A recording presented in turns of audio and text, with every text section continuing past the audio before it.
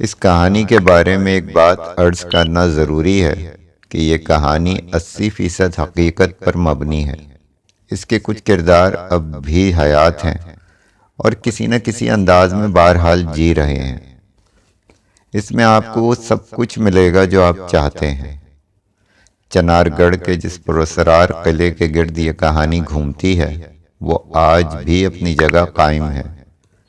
ننکا اس قدر خبیث اور شیطانی قوتوں کا مالک تھا کہ چنار گڑھ کے بزرگ آج بھی اس کا نام سن کر لرز جاتے ہیں۔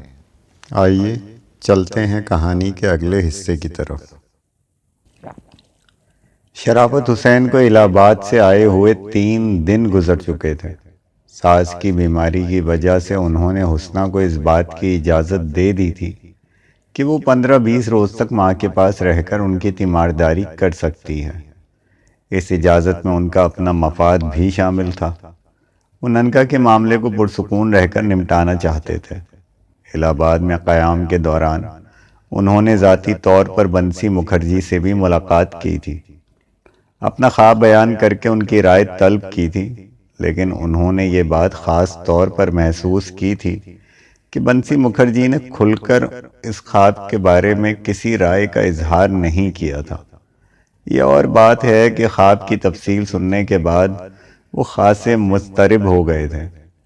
ان کا انداز بتا رہا تھا کہ وہ خواب کے بارے میں شرافت حسین کو کسی اہم بات سے آگاہ کرنا چاہتے تھے، لیکن کسی نادیدہ طاقت نے ان کے ہونٹوں پر تالے ڈال رکھے تھے۔ شرافت حسین نے بنسی مکھرجی سے اپنی اور ننکا کی ملاقات یا قلعے میں مدفون خزانے کے بارے میں شرکت کے معاہدے کا کوئی ذکر نہیں کیا تھا۔ خواب کا تذکرہ بھی سرسری طور پر کیا گیا تھا، مگر یہ محسوس کیے بغیر نہیں رہ سکے تھے کہ بنسی مکھرجی کی پراسرار خاموشی کوئی نہ کوئی معنی ضرور رکھتی ہے۔ انہوں نے زیادہ کریدنا بھی مناسب نہیں سمجھا اور بستو کو ساتھ لے کر واپس چنار گڑھ آ گئے۔ ویسے انہوں نے فیصلہ کر لیا تھا کہ وہ ننکا سے کیا ہوا معاہدہ توڑ دیں گے، لیکن اس خیال کے ساتھ ہی انہیں کروڑوں مالیت کے شاہی خزانے سے دستبردار ہونے کا تصور بھی ستانے لگا تھا۔ تحصیل واپس آ کر وہ دفتری ذمہ داریاں سنبھالنے کے بعد ننکا کا انتظار بھی کرتے رہے۔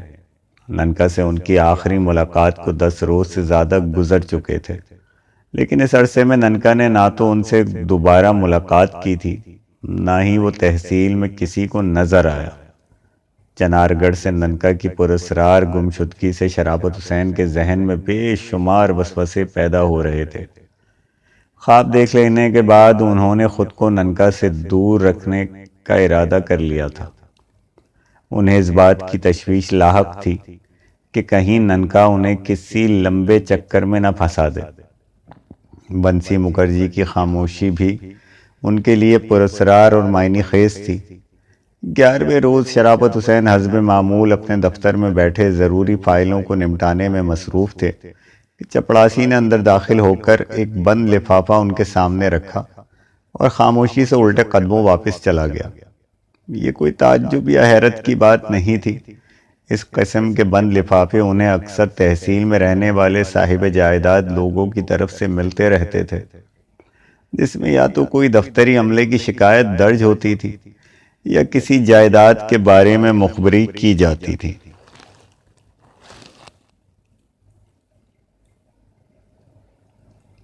ایسی شکایات نامے عام طور پر گمنام ہی ہوتے تھے یا پھر ان میں فرضی نام درج ہوتے تھے۔ یہ سب کچھ معمولات میں شامل تھا۔ چپڑاسی کے جانے کے بعد شرافت حسین نے زیر مطالعہ فائل کو پہلے نمٹایا، پھر لفافہ اٹھا کر اسے بڑے اطمینان سے چاک کیا، لیکن اندر سے برآمد ہونے والے مختصر سے کاغذ پر درج مضمون پڑھا تو دوران خون آپ ہی آپ تیز ہو گیا۔ وہ ننکا کی طرف سے ایک پیغام تھا۔ ننکا نے انہیں مطلع کیا تھا کہ وہ جان لیوا عمل کے لیے مطلوبہ بچہ حاصل کرنے میں کامیاب ہو گیا ہے، جسے وہ نصف رات گزرنے کے بعد شرافت حسین کے حوالے کر دے گا۔ اپنے پیغام میں ننکا نے سخت تاکید کی تھی کہ شرافت حسین نصف رات گزرنے کے بعد کوٹھی کے عقبی پاٹھک کے باہر اس کا انتظار کریں۔ جسے شاذ و نادر ہی استعمال کیا جاتا تھا۔ شرافت حسین اس پیغام کو پڑھ کر بے حد مضطرب ہو گئے۔ لفافے کو مائع مضمون بند کر کے اندرونی جیب میں رکھا، پھر اپنی بکھری ہوئی سانسوں پر قابو پانے کے بعد چپڑاسی کو بلا کر پوچھا، یہ لفافہ جو تم ابھی لائے تھے کون دے گیا تھا؟ 15-16 سالہ ایک لڑکا تھا جناب۔ کیا وہ اب بھی باہر موجود ہے؟ شرافت حسین نے دھڑکتے ہوئے دل سے پوچھا۔ جی نہیں، وہ لفافہ دے کر چلا گیا تھا، چپڑاسی نے سنجیدگی سے جواب دیا۔ تم جانتے ہو اس لڑکے کو؟ میں نے اسے پہلی بار دیکھا ہے جناب، دوبارہ دیکھوں گا تو شاید پہچان لوں گا۔ ٹھیک ہے۔ شرافت حسین نے لاپرواہی کا مظاہرہ کیا تو چپڑاسی باہر چلا گیا۔ ننکا کی جانب سے ملنے والے پیغام نے شرافت حسین کو بے چین کر دیا تھا، اس لیے کہ وہ کچھ دیر دفتر میں رکے، پھر اٹھ کر اپنے رہائشی حصے میں آ گئے۔ سارا دن وہ ننکا کے بارے میں الجھے رہے۔ کسی دوسرے پر پریشانی کا اظہار کرنا ممکن نہیں تھا۔ آنے والے لمحات سے نبر آزما ہونے کی خاطر وہ مختلف منصوبے مرتب کرتے رہے۔ شام ڈھلنے لگی تو انہوں نے بستو کو بلا کر ایک ایسے ضروری کام پر روانہ کر دیا کہ اس کی واپسی صبح سے پیشتر ممکن نہیں تھی۔ جیسے جیسے وقت گزرتا جا رہا تھا، شرافت حسین کے اضطراب میں بھی اضافہ ہوتا جا رہا تھا۔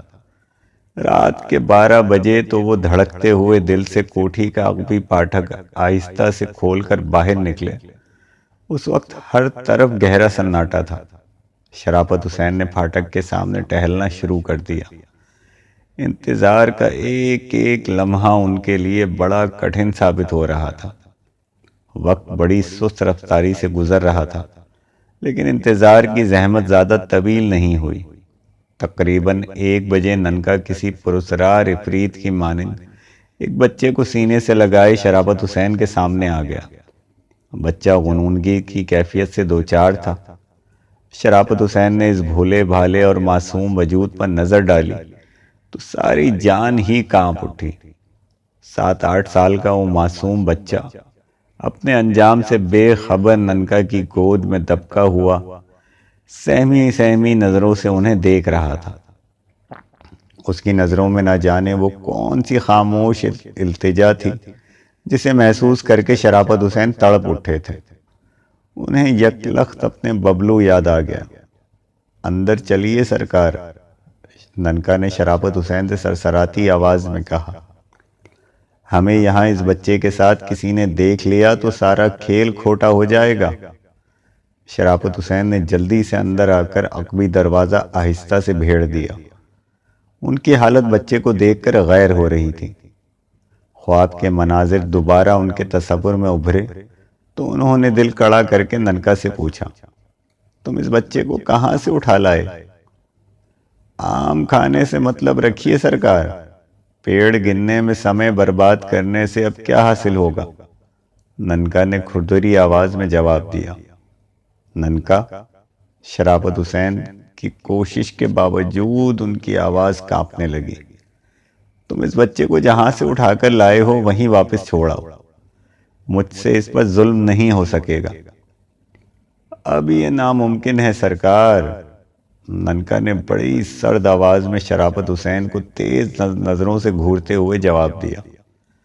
سیوک نے اپنی جان جوخم میں ڈال کر اسے بڑی مشکل سے تڑی پار کیا ہے۔ واپسی کی صورت میں پکڑا گیا تو میرے ساتھ آپ کی مٹی بھی پلید ہو جائے گی۔ کیا بک رہے ہو؟ شرافت حسین جھلا گئے۔ دھیرج سرکار، دھیرج، ننکا نے سرخ دیدے نکالتے ہوئے تیزی سے کہا۔ اگر ننکا کو جیل کی ہوا کھانی پڑی تو آپ بھی ساتھ ہوں گے۔ یاد کیجئے سرکار، آپ بڑی چیز کی سوگند کھا کر وچن دے چکے ہیں کہ خطرے کی صورت میں بھی ہم برابر کے بھاگیدار ہوں گے۔ اتنی جلدی بھول گئے؟ ابھی تو کھیل شروع ہوا ہے اور آپ کے قدم ڈگمگانے لگے۔ شرافت حسین ہونٹ کاٹ کر چپ ہو گئے۔ ننکا کی آنکھوں میں بھڑکتے ہوئے شعلے شیطانی قوتوں کا رقص جاری ہو گیا۔ اس نے شرافت حسین کے دل کی کیفیت بھانپ کر سرگوشی کی۔ یہ بالک تو ہماری کامیابی کی پہلی سیڑھی ہے سرکار۔ کروڑوں کا دھن دولت حاصل کرنے کی خاطر کچھ پاپڑ تو بیلنے پڑیں گے۔ ایک بار قدم آگے بڑھا کر پیچھے ہٹ جانا ننکا کے اصول کے خلاف ہے۔ تم جو عمل مجھ سے کرانا چاہتے ہو کسی اور سے کرا لو، میں اپنی زبان بند رکھنے کا وعدہ کرتا ہوں۔ شرافت حسین نے کمزور آواز میں ایک کوشش اور کی۔ وچن توڑنے کا کارن پوچھ سکتا ہوں سرکار؟ ضروری نہیں ہے کہ میں تمہارے ہر سوال کا جواب دوں۔ شرافت حسین نے جھلا کر ننکا کی مسکراہٹ کچھ اور ہی گہری ہو گئی۔ میں آپ کا پیچھا چھوڑ سکتا ہوں سرکار۔ اس نے منہ قریب لا کر سرکوشی کی۔ کیول ایک ہی راستہ ہے، آپ کو میری ایک شرط ماننی پڑے گی۔ کیا شرط ہے تمہاری؟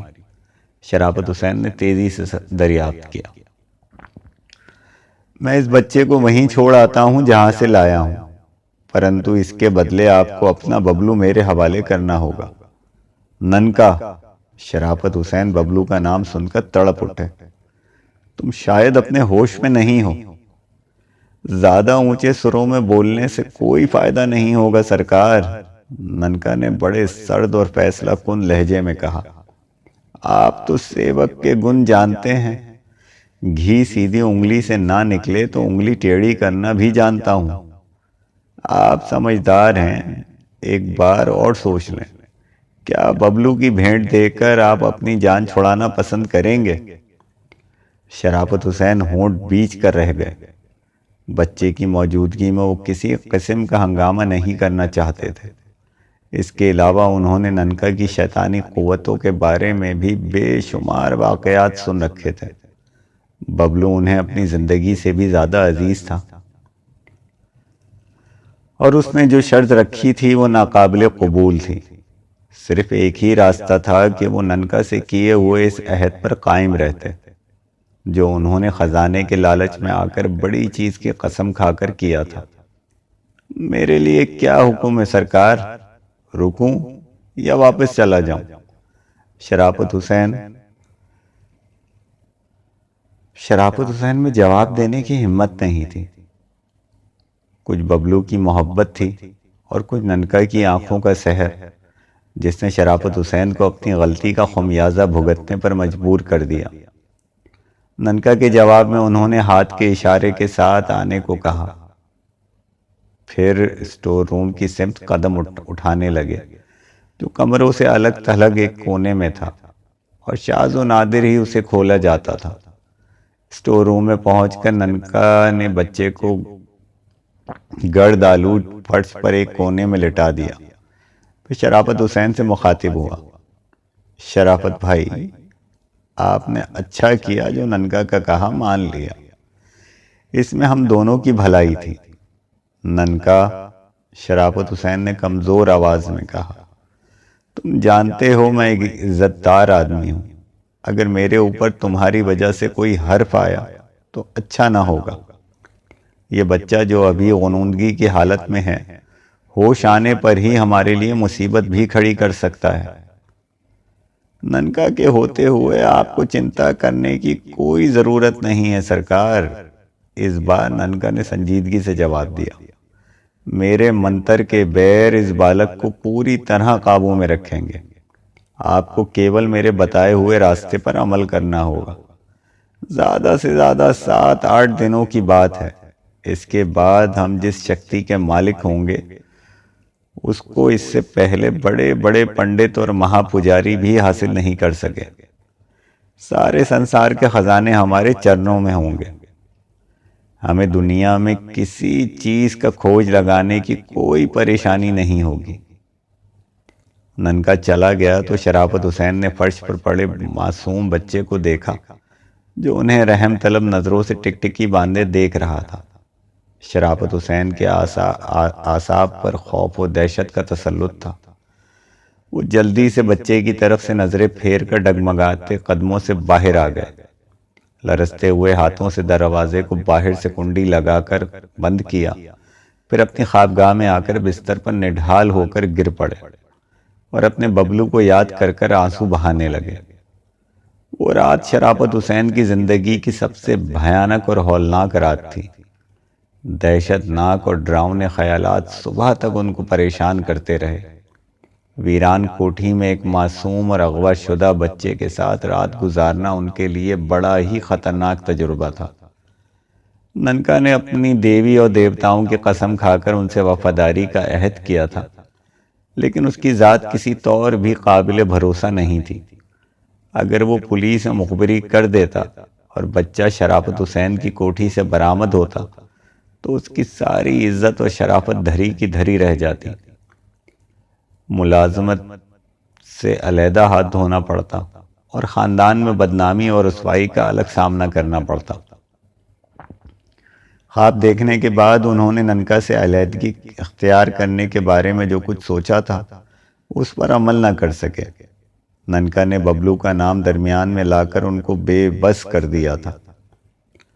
کچھ اور دھمکی ہوتی تو شاید وہ کھل کر ننکا سے مقابلے پر بھی آمادہ ہو سکتے تھے، لیکن اولاد کی محبت ان کے پیروں کی بیڑی بن گئی۔ ساری رات وہ بستر پر پڑے کروٹیں بدلتے رہے۔ صبح کے وقت ذرا آنکھ لگی تھی کہ کسی نے دروازے پر دستک دی، اور وہ اس طرح اچھل کر بیٹھ گئے جیسے چھت ان کے سر پر آ گری ہو۔ ذہن میں وسوسے جاگے، دل کی دھڑکن تیز سے تیز تر ہوتی چلی گئی۔ وہ آہستہ سے اٹھ کر دروازے کے قریب آئے، خوفزدہ لہجے میں پوچھا، کون ہے؟ میں بستو ہوں انکل۔ دروازے کے دوسری جانب بستو کی آواز سنائی دی۔ اوہ! شرافت حسین نے اطمینان کا طویل سانس لیا اور دروازہ کھول دیا۔ خود پر قابو پاتے ہوئے بولے، میں نے تمہیں جس کام کی خاطر بھیجا تھا وہ ہو گیا؟ جی ہاں۔ ٹھیک ہے، اب تم جا کر کچھ آرام کر لو۔ بستو نے اپنے کمرے کی سمت جانے کے لیے قدم بڑھائے تو شرافت حسین کو یکلخت خیال آ گیا کہ ننکا جس بچے کو لایا تھا اسے اسٹور روم میں رکھا گیا ہے، اور بستو کا کمرہ اسٹور روم کے قریب ترین تھا۔ انہوں نے گھبرا کر لپک کر بستو کا ہاتھ تھام لیا اور ہانپتے ہوئے بولے، مجھے بڑی شدت سے پیاس لگ رہی ہے، ایک گلاس ٹھنڈا پانی لے آؤ۔ بستو نے شرافت حسین کو بہت غور سے دیکھا۔ ان کے چہرے پر پسینے کے قطرے جھلملا رہے تھے۔ آپ کچھ پریشان ہیں انکل؟ بستو نے معصومیت سے دریافت کیا۔ کیا بات ہے؟ تم سے میں نے پانی لانے کو کہا تھا، غیر ضروری سوال مت کرو۔ شرافت حسین نے جھلا کر بس کہا تو بستو خاموشی سے جا کر پانی لے آیا۔ شرافت حسین نے ایک ہی گھونٹ میں گلاس خالی کیا، پھر الجھے انداز میں بولے، سنو، آج رات تم یہیں میرے کمرے کے باہر برانڈے میں سو جاؤ۔ آپ شاید رات بھر سو نہیں سکے۔ تمہیں کیسے معلوم ہوا؟ شرافت حسین نے دھڑکتے ہوئے دل سے سوال کیا، پھر جلدی سے خود پر قابو پاتے ہوئے کہا، ہاں، میری طبیعت کچھ ٹھیک نہیں ہے۔ سر میں تیل لگا دوں؟ نہیں، بس تم یہیں برانڈے میں میرے قریب رہنا۔ شرافت حسین نے کہا، ضرورت پڑی تو تمہیں آواز دے لوں گا۔ بستو کو برانڈے میں سونے کی ہدایت دے کر وہ دوبارہ اپنے کمرے میں آ گئے۔ انہیں اب یہ خیال بھی ستا رہا تھا کہ اگر کہیں بچے نے رونا شروع کر دیا اور بستو کوٹھی میں اس کی غیر قانونی اور جبری موجودگی سے باخبر ہو گیا تو وہ اسے کیا جواب دیں گے۔ ان کے ذہن میں مختلف پریشان کن خیالات آ رہے تھے۔ ننکا نے ببلو کا نام لے کر کسی آکٹوپس ہی کی طرح انہیں پوری طرح جکڑ لیا تھا۔ صبح ہوئی تو انہوں نے جلدی ناشتہ کیا، پھر بستو کو دوبارہ کسی کام سے باہر بھیج دیا۔ بستو کے جانے کے بعد انہوں نے رہائشی حصے کے دروازوں کو اندر سے بند کیا اور دھڑکتے ہوئے دل سے اسٹور روم میں گئے، جہاں وہ معصوم بچہ گرد آلود زمین پر لیٹا بے خبر سو رہا تھا۔ شرافت حسین نے اسٹور روم کی کھڑکی اور دروازوں پر دبیز پردے ڈال دیے تاکہ باہر سے کوئی اندر نہ دیکھ سکے اور گھپ اندھیرا بھی رہے۔ مدھم پاور کا نائٹ بلب انہوں نے گزشتہ رات ہی اسٹور روم میں لگا دیا تھا۔ اسٹور روم میں ضروری انتظام سے فارغ ہونے کے بعد وہ باہر آ گئے۔ اسے دوبارہ مقفل کر دیا گیا، لیکن معصوم بچے کا خیال رہ رہ کر انہیں ستا رہا تھا۔ انہیں اس بات کا مکمل یقین نہیں تھا کہ وہ ننکا کی ان ہدایات پر عمل کر سکیں گے جو اس نے بچے کے سلسلے میں دی تھی۔ وہ اس وقت کو کوس رہے تھے جب شاہی دفینے کے حصول کے لالچ میں آ کر انہوں نے ننکا سے عہد و پیما کیے تھے، لیکن اب گلو خلاصی کا کوئی راستہ نظر نہیں آ رہا تھا۔ 3 روز تک شرافت حسین کسی نہ کسی طرح ننکا کے مشورے پر عمل کرتے رہے۔ ان 3 دنوں میں ان کی اپنی حالت بھی غیر ہو گئی تھی۔ نادیدہ خطروں اور انجام خوف کے احساس سے وہ ہر لمحہ پریشان رہتے۔ دوسری طرف بچے کی حالت بھی غیر ہوتی جا رہی تھی۔ 3 دن تک گھپ اندھیرے میں ننگی زمین پر کروٹ بدلتے بدلتے وہ نڈھال ہو چکا تھا۔ شرافت حسین جب بھی اس کے قریب جاتے انہیں رحم طلب نظروں سے دیکھنے لگتا۔ بچے کی بے بسی دیکھ کر شرافت حسین کی روح تک بلبلا اٹھی، لیکن وقت گزرنے کے ساتھ ساتھ ان کے فرار کے سارے راستے بھی بند ہوتے جا رہے تھے۔ حالات نے شرافت حسین کو چڑچڑا بھی بنا دیا تھا۔ وہ بات بات پر خادم اور خادماؤں اور دوسرے ملازموں پر خفا ہونے لگتے۔ خاص طور پر وہ بستو پر ہر وقت نظر رکھے رہتے کہ کہیں وہ کسی کام سے اسٹور روم کے قریب نہ چلا جائے اور اس بچے کی موجودگی سے باخبر نہ ہو جائے جو اب موت و زیست کی کربناک مرحلوں سے گزر رہا تھا۔ شرافت حسین کی پریشانی کا ایک سبب یہ بھی تھا کہ ننکا نے مطلوبہ بچہ ان تک پہنچانے کے بعد ان سے رابطہ نہیں کیا تھا۔ نہ جانے وہ اپنے کن چکروں میں مصروف تھا کہ بستی میں بھی کہیں نظر نہیں آ رہا تھا۔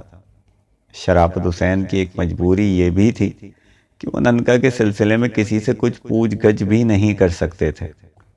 اسی ادھیڑ بن میں 5 روز گزر گئے۔ شرافت حسین کی ذہنی حالت نے انہیں بچے کی طرف سے سخت دل بنا دیا تھا، شاید اس لیے کہ وہ ایسی ہڈی بن کر ان کے حلق میں اٹک گیا تھا جسے نہ وہ نگل سکتے تھے نہ اگل سکتے تھے۔ پہلے انہیں بچے کی صورت دیکھ کر ترس آنے لگتا تھا۔ کئی بار انہوں نے یہ بھی سوچا کہ اسے رات کے سناٹے میں کوٹھی سے دور لے جا کر کہیں ویرانے میں چھوڑ آئیں، اور وہ ایک معصوم بچے کے خون سے اپنے ہاتھ نہ رنگنا چاہتے تھے، لیکن اب وہ بڑی شدت سے اس کی موت کے منتظر تھے تاکہ کوٹھی میں سے اس کی موجودگی کے خوف سے چھٹکارا حاصل کر سکیں اور اس اعصابی تناؤ سے نجات حاصل کر سکیں جس سے ان کی راتوں کی نیندوں اور دن کا چین حرام کر رکھا تھا۔ 6 روز دوپہر کو انہوں نے اسٹور روم میں جا کر بچے کی کیفیت کا اندازہ لگایا۔ اندر ہی اندر لرز کر رہ گئے۔ اس کی آنکھوں میں موت کے چراغ ٹمٹماتے ہوئے نظر آ رہا تھا اور اس کی آنکھوں کے گرد سیاہ حلقے بڑے بھیانک نظر آ رہے تھے۔ ہونٹوں پر خشک پپڑیاں جمی ہوئی نظر آ رہی تھیں جو زیادہ مٹھائی کھانے کا نتیجہ تھی۔ 6 روز کے اندر اس کی حالت ہڈیوں کا پنجر میں تبدیل ہو چکی تھی۔ پپ پپ پپ پانی، اس نے شرافت حسین سے بڑی نخیف اور نڈھال آواز میں درخواست کی۔ شرافت حسین اس کو گھورتے ہوئے تیزی سے باہر نکل آئے۔ ان کا دل گواہی دے رہا تھا کہ شاید اب وہ وقت آن پہنچا ہے جس کا انہیں انتظار تھا۔ بچے کی حالت بتا رہی تھی کہ وہ زیادہ سے زیادہ 14 گھنٹوں کا مہمان ہے۔ شام کو شرافت حسین نے بستو کو پھر ایک ایسے کام پر روانہ کیا جہاں سے اس کی واپسی صبح سے پہلے ناممکن تھی۔ بستو کو کام پر بھیجنے کے بعد وہ کوٹھی کے صحن میں بے چینی سے ٹہلنے لگے۔ آنے والے لمحوں کے تصور ہی ان کے لیے بڑا اذیت ناک تھا۔ وہ جھلا کر ننکا کو گالیاں بکنے لگے اور پیچ و تاب کھانے لگے۔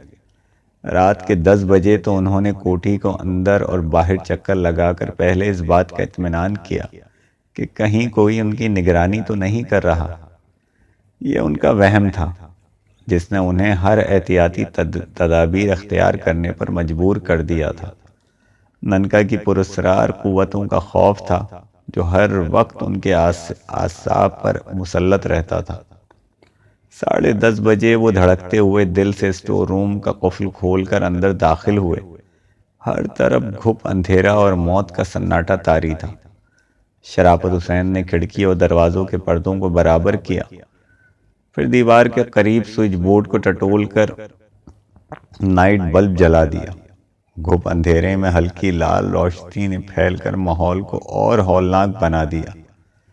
شرافت حسین آہستہ آہستہ قدم اٹھاتے بچے کے قریب گئے، جو غنودگی کی حالت سے 2-4 فرش پر چت پڑا تھا۔ اس کا پھول جیسا چہرہ مٹی سے اٹا ہوا تھا، پیٹ اندر کو دھسا ہوا یوں جھٹکے لے رہا تھا جیسے سانس رک رک کر آ رہا ہو۔ دن کی نسبت اب اس کی حالت زیادہ خراب نظر آ رہی تھی۔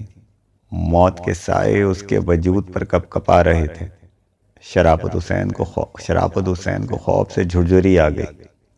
پھر وہ بچے کے قریب بیٹھ کر اس کی نبض ٹٹولنے لگے۔ بچے نے اپنے ہاتھ پر شرافت حسین کے ہاتھ کا لمس محسوس کیا تو اس کے بوجھل پپوٹوں کو ہلکی سی جنبش ہوئی۔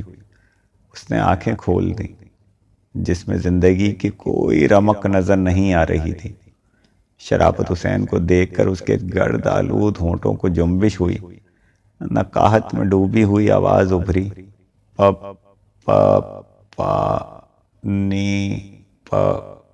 پانی پانی نہیں، مٹھائی کھاؤ، یہ لو، شرافت حسین نے سرسراتی آواز میں کہا، پھر مٹھائی کا ڈبہ اٹھا کر بچے کے سامنے کر دیا، جسے دیکھتے ہی بچے نے نفرت سے منہ پھیر کر آنکھیں بند کر لی۔ یہ ایک قسم کا خاموش انکار تھا۔ شرافت حسین نے جھنلا کر اسے دوبارہ جھنجھوڑ کر آنکھیں کھولنے پر مجبور کیا۔ پانی پانی لڑکے نے رک رک کر پھر پانی کی خواہش کا اظہار کیا۔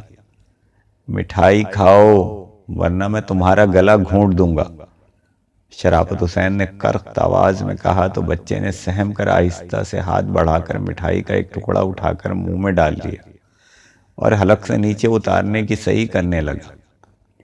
اپنی کوشش میں بمشکل کامیاب ہونے کے بعد اس نے پھر پانی پانی پانی کی رٹ لگائی تو شرافت حسین کی آنکھوں میں خون اتر آیا۔ 6 روز کے اندر وہ ذہنی طور پر اس قدر مفلوج ہو کر رہ گئے تھے کہ ان کے دل سے کسی دوسرے کی بے بسی کا احساس مٹ گیا تھا۔ اب انہیں صرف ایک ہی خیال تھا کہ کسی طرح وہ جلد از جلد حالات سے چھٹکارا پا سکیں۔ چنانچہ پانی کے مطالبے پر انہوں نے بچے کو بڑی سفاک نظروں سے گھورتے ہوئے کہا، خبردار، اب اگر تم نے پانی کا نام لیا تو میں تمہیں ذبح کر دوں گا۔ اب جملے کے اختتام کے ساتھ ہی انہوں نے مٹھائی کا ایک بڑا ٹکڑا اٹھا کر بچے کے منہ میں ٹھونس دیا۔ بچے نے سہمے ہوئے انداز میں مٹھائی کو حلق سے نیچے اتارنا چاہا، لیکن اپنی کوشش میں کامیاب نہ ہو سکا۔ مٹھائی اس کے حلق میں اس طرح پھنس گئی کہ وہ زور زور سے ابکائی لینے لگا۔ اس کی آنکھیں حلق سے ابلنے لگیں۔ اس کا جسم جو ہڈیوں کا پنجر نظر آ رہا تھا زور زور سے جھٹکے کھانے لگا۔ پانی، بچے نے پھنسی پھنسی آواز میں کہا۔ اس پر نزا کی کیفیت طاری ہو رہی تھی۔ شرافت حسین نے ہاتھ بڑھا کر بچے کی نبض ٹٹولی تو اس کے دل کی دھڑکنیں یکلخت تیز ہو گئیں۔ بچے کی نبض کی رفتار بتا رہی تھی کہ اب وہ کچھ ہی دیر کا مہمان ہے۔ شرافت حسین نے جلدی سے قریب رکھا ہوا گتے کا ڈبہ اٹھا کر قریب کر لیا، جس میں روئی موجود تھی۔ پھر وہ جلدی سے اٹھ کر ایک صندوق میں سے 2 شکاری چاقو بھی نکال لائے، جو انہوں نے بچے کو ذبح کرنے کی خاطر پہلے سے وہاں چھپا رکھے تھے۔ ان پر وحشت و جنون کا ملی جلی کیفیت طاری ہو رہی تھی۔ معصوم بچے کا جسم اب رک رک کر جھٹکے کھا رہا تھا۔ اس کی نیم وا آنکھوں میں سفیدی جھلکنے لگی تھی۔ سانس کسی لمحے بھی اکھڑ سکتی تھی۔ شرافت حسین نے اس کی جان کنی کا اندازہ لگایا تو ان پر جیسے درندگی طاری ہو گئی۔ چاقو کھول کر انہوں نے بچے کو ایک جھٹکا دے کر سیدھا کیا، جلدی جلدی اس کے اوپری جسم کے کپڑوں قید سے آزاد کیا اور پھر چاقو کے دستے پر ہاتھ کی گرفت مضبوط کی۔ گھٹنے کے بل کھڑے ہو کر انہوں نے الٹا ہاتھ پوری قوت سے بچے کے منہ پر جمایا، پھر ایک ہی بار میں چاقو کے چمکتے ہوئے پھل کو بچے کے حلق میں دستے کے تک اتار دیا۔ بچے کا لاغر جسم موت اور زندگی کی آخری کشمکش میں مبتلا ہو کر 2-3 بار تھر تھرایا۔ خون کی دھار اس کے حلق سے ابل کر زمین کو سرخ سرخ کر رہی تھی۔ پا پا پا پا پا پا۔ بچے کے سوکھے ہوئے پپڑی زدہ ہونٹوں سے خرخراتی ہوئی نخیف آواز تھم تھم کر خارج ہوئی۔ پھر اس کے جسم کو ایک جھٹکا لگا اور ہمیشہ کے لیے سرد ہو گیا۔ اس کی معصوم آنکھیں اس کی حلقوں سے ابلی ابلی نظر آ رہی تھیں، جیسے انہیں کسی نے باہر نکال دیا ہو اور جسم سے رشتہ ٹوٹ جانے کے بعد بھی پانی کا انتظار ہو۔ شرافت حسین کے جنون میں اور وحشت و درندگی کا رنگ شامل ہو گیا۔ انہوں نے کسی سنگدل قصائی کی طرح زور لگا کر چاقو حلق سے نکالا اور بچے کے مردہ جسم کی چیڑ پھاڑ کرنے لگے۔ پھر اس وقت ان کی خوفناک نگاہوں میں چمک جاگ اٹھی جب انہوں نے بچے کے ننھے سے دل کو کھینچ کر بڑی احتیاط سے جسم سے علیحدہ کیا اور اس میں شگاف لگا کر خون کا آخری قطرہ تک روئی میں جذب کر لیا۔